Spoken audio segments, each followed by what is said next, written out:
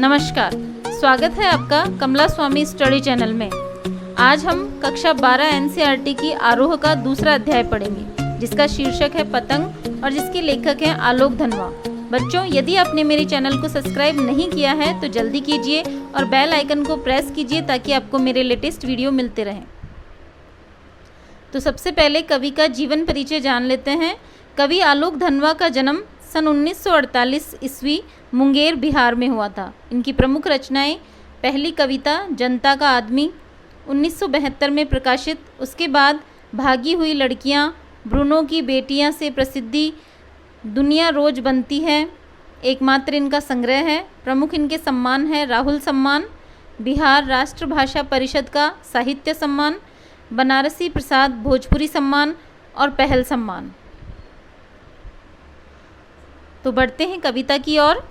सबसे तेज बौछारे गई, भादो गया सवेरा हुआ।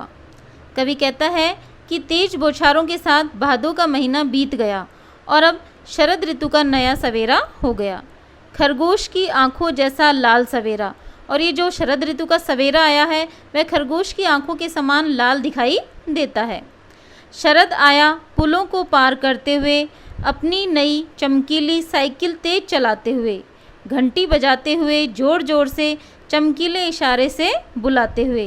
कवि आगे कहता है कि शरद ऋतु का उल्लास, उमंग और उत्साह इस तरह से सब और छा गया है, मानो कोई उत्साही बालक कई पुलों को पार करते हुए, अपनी चमकीली साइकिल को तेजी से चलाते हुए, जोर जोर से घंटी बजाते हुए तथा पतंग उड़ाने वाले बच्चों के समूह को चमकीले इशारों से बुलाते हुए आ गया हो।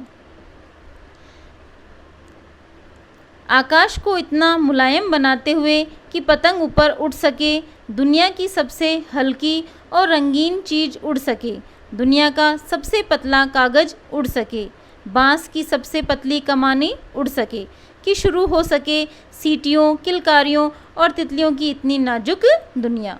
कवि आगे कहता है कि पतंग दुनिया की सबसे हल्की, पतली और रंगीन चीज़ है।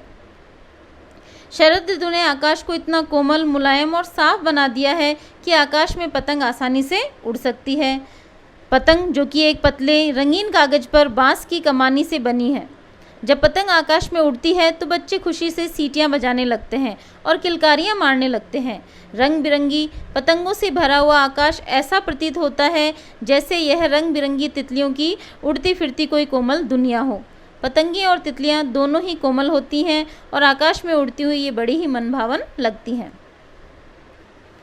जन्म से ही वे अपने साथ लाते हैं कपास, पृथ्वी घूमती हुई आती है उनके बेचैन परों के पास।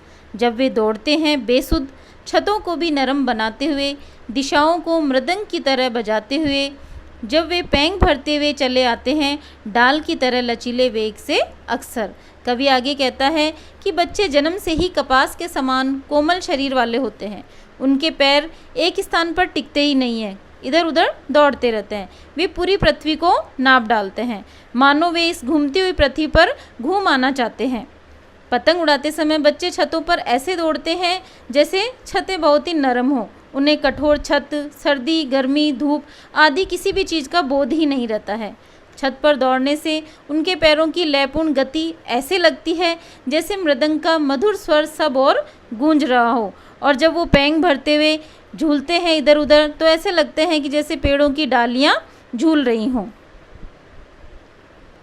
छतों के खतरनाक किनारों तक उस समय गिरने से बचाता है उन्हें सिर्फ उनके ही रोमांचित शरीर का संगीत। पतंगों की धड़कती ऊंचाइयां उन्हें थाम लेती हैं महज एक धागे के सहारे। कवि आगे कहता है कि पतंग उड़ाते समय जब बच्चे खतरनाक किनारों पर झूलते हुए झोंकों के समान चलते हैं तो पतंग की डोर के सहारे वे गिरने से बच जाते हैं, अर्थात छतों के खतरनाक किनारों से उनके शरीर की रोमांचित मस्त लय उन्हें नीचे गिरने से बचा लेती है। पतंगों के साथ साथ वे भी उड़ रहे हैं अपने रंध्रों के सहारे। पतंगों के साथ साथ बच्चे भी मानो पतंगों की डोर के सहारे उड़ रहे हैं। वे अपने शरीर के रंध्रों से निकलने वाले संगीत के सहारे उन्हीं के साथ उड़ रहे हैं। अगर वे कभी गिरते हैं छतों के खतरनाक किनारे और बच जाते हैं तब तो, और भी निडर होकर सुनहले सूरज के सामने आते पृथ्वी और भी तेज घूमती हुई आती है उनके बेचैन परों के पास।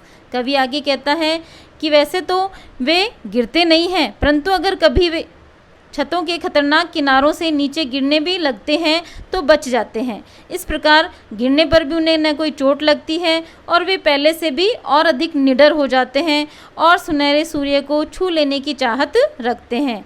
और इस प्रकार घूमती हुई पृथ्वी को वे अपने पैरों से नाप लेना चाहते हैं और पतंग उड़ाने का उनका उत्साह कई गुना बढ़ जाता है।